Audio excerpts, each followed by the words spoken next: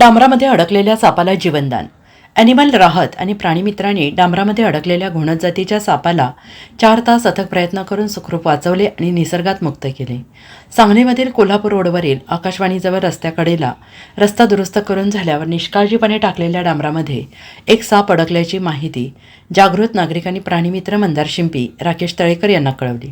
प्राणीमित्रांनी तात्काळ जागेवर जाऊन पाहणी केली असता घोणस जातीचा अत्यंत विषारी साप त्याच्या तोंडापासून शेपटीपर्यंत पूर्ण डांबरामध्ये अडकलेल्या अवस्थेत होता.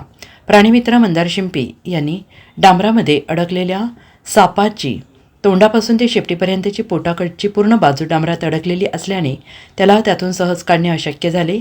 म्हणून त्यांनी मदतीसाठी ॲनिमल राहतमध्ये कार्यरत असलेल्या प्राणीमित्र कौस्तुभ पोळ यांच्याशी संपर्क साधला. सर्व परिस्थिती सांगितली. घोणस साप अत्यंत विषारी असल्याने त्या परिस्थितीतून तसेच वाचवणे अशक्य म्हणून काही वेळासाठी बेशुद्ध करण्याचे भुलीचे इंजेक्शन देण्याचे ठरले. ॲनिमल राहतच्या पशुवैद्यकीय राकेश चितोरा यांच्या मार्गदर्शनाखाली सापाला बेशुद्ध केले गेले आणि नंतर सापाला डांबरातून सुखरूपपणे बाहेर काढण्यासाठी ॲनिमल राहतचे कौस्तुभ पोळ, प्रसाद सूर्यवंशी, प्राणीमित्र मंदार शिंपी यांची धडपड सुरू होती. डांबरातून सापाला वेगळं करणं अत्यंत अवघड होतं. त्यात साप विषारी त्याच्या जबड्यातील विषारी दातांपासून सुरक्षित राहण्यासाठी योग्य ती काळजी घेतली गेली. डांबर आणि साप वेगळे करण्यासाठी खोबरेल तेलाचा वापर करण्यात आला.